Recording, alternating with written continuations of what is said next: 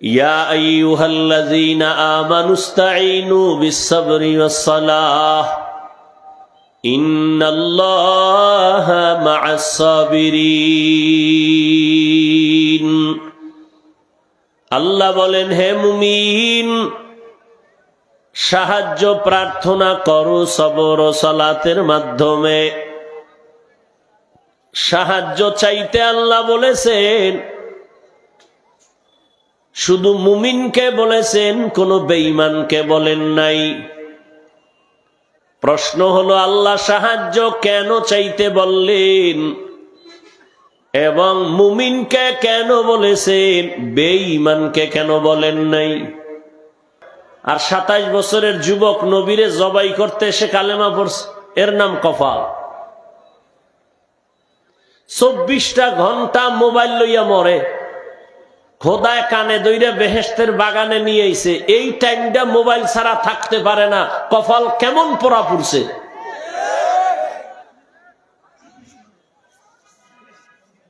আল্লাহ আপনি হেদায়াত দান করুন।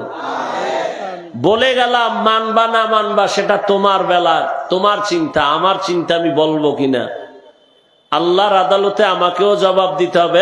এই হাফিজুর রহমান, দুনিয়াতে তো আরো বড় আলেমও তোর পাশে বইয়েছিল, কিন্তু তোর কণ্ঠের মধ্যে আমি যে একটা নিয়ামত দিছি, যে হাজারো মানুষ তোর সামনে আসে, তুই চাইলে তো হক কথাটা বলতে পারতি, তুই বললি না কেন?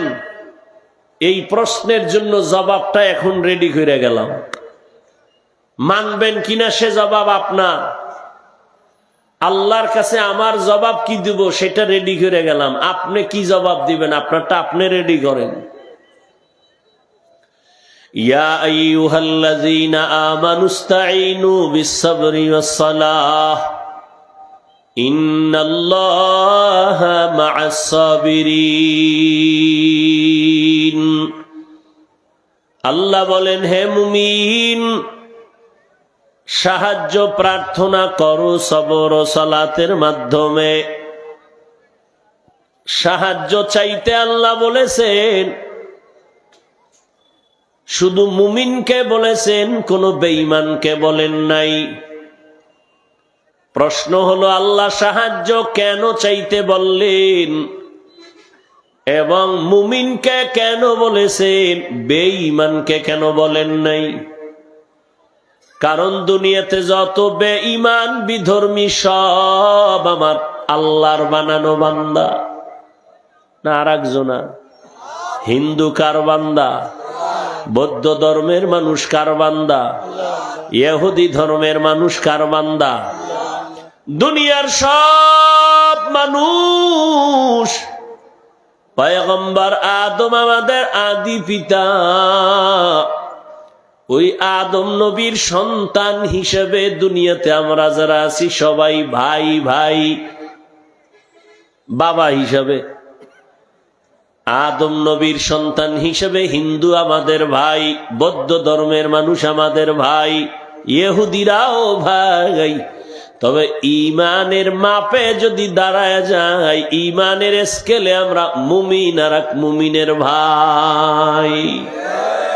हकीकत से तो दुनिया बेखबर है, दुनिया की नुमाइश पर नजर है। नमी गुयम के आज दुनिया जुदा बाश, बहर खारे के बाशी बा खुदाबाश।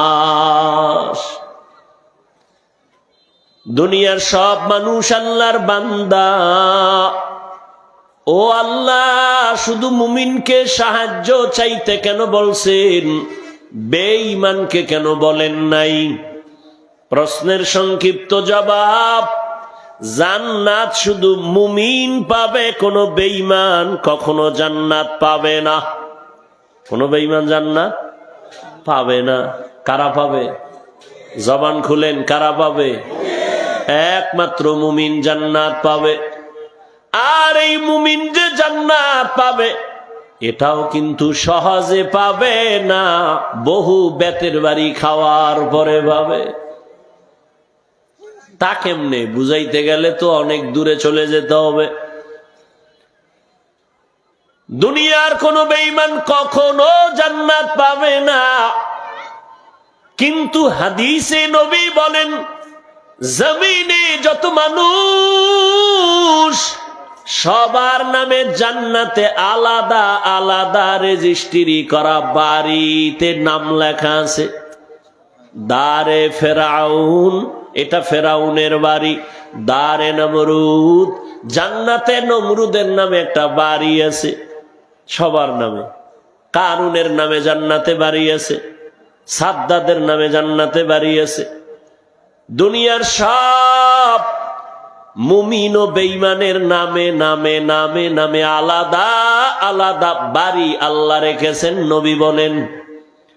কিন্তু এটাও ফাইনাল, মুমিন ছাড়া কেউ কখনো জান্নাত পাবে না। প্রশ্ন, হে মালিক, বেঈমানের নামে যে জান্নাতে বাড়ি আছে এগুলো কি হবে? ওরা তো পাবে না। রব্বুল আলামিন বলেন, নবী উম্মতের জানায়া দেন, যেই মুমিন আমার ইবাদত, আমি যে দিছি ইবাদতের ডিউটি, এই ইবাদতের মধ্যে কিছু আছে আসল ডিউটি আর কিছু আছে ওভার ডিউটি। কি? মূল ডিউটি 8 ঘন্টা, এরপরে যা করবা ওভার। দৈনন্দিন 5 বেলা নামাজ পড়ো, মূল ডিউটি। ইশরাক, আওয়াবিন, চাষ, তাহাজ্জুদ পড়ো, ওভার ডিউটি। রমজানে রোজা রাখবা, মূল ডিউটি। ভিন্ন সময় রোজা রাখো, ওভার ডিউটি। বৃহস্পতিবার সপ্তাহে রোজা রাখবা, সোমবার রাখবা রোজা, ওভার ডিউটি। ধনীরা বছরে একবার যাকাত দাও, মূল ডিউটি। ফাঁকে ফাঁকে এতিমদের টাকা দাও, গরিবের সাহায্য করো, ওভার ডিউটি। ধনী মানুষ জীবনে একবার বাইতুল্লাহ যাইও, মূল ডিউটি। ফাঁকে ফাঁকে ওমরা করিও, ওভার ডিউটি।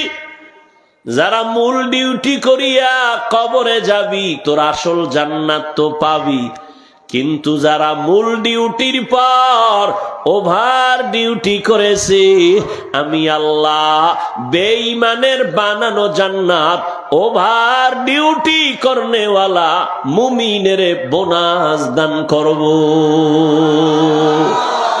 আতিনা ফি দারে দুনিয়া না হাসান, আতিনা ফি দারে উকবা না হাসান, ইয়া গিয়াসাল মুস্তাগীসিন ইহদিনা লফতিখারা বিল উলুমে ওয়াল গিনা।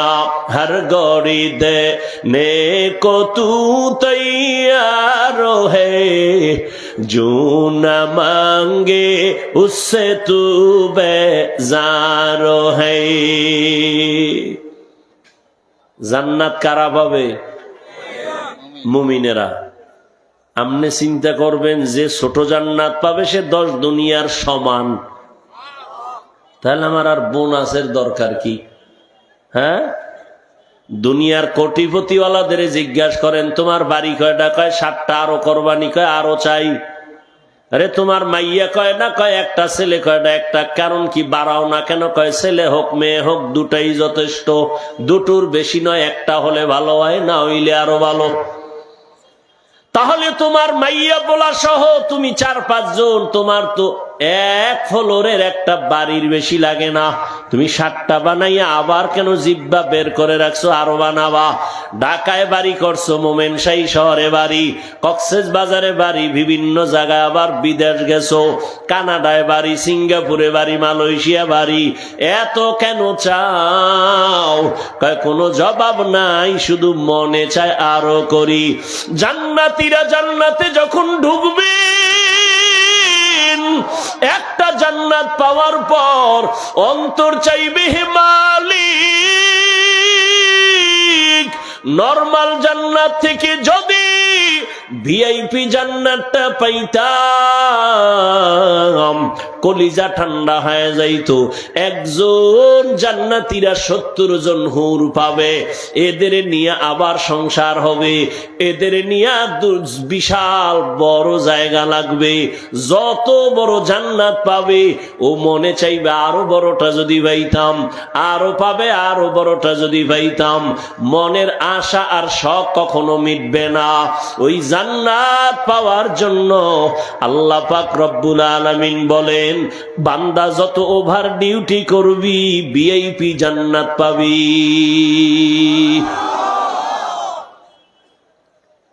আর মুমিনেরা যে জান্নাত পাইবা তোমাগো খবর আছে।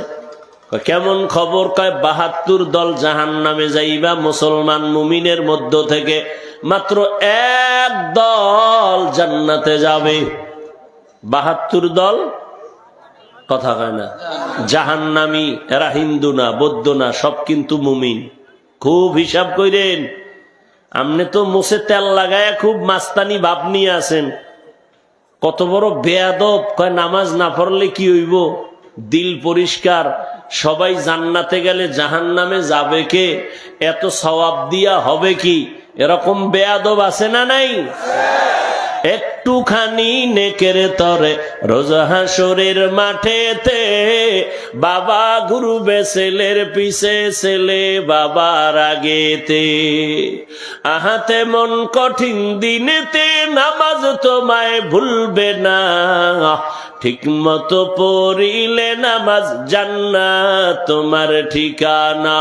ঘুমের চেয়ে নামাজ ভালো আর তুমি ঘুমাইও না, ঠিক মতো পড়িলে নামাজ জান্নাত তোমার ঠিকানা।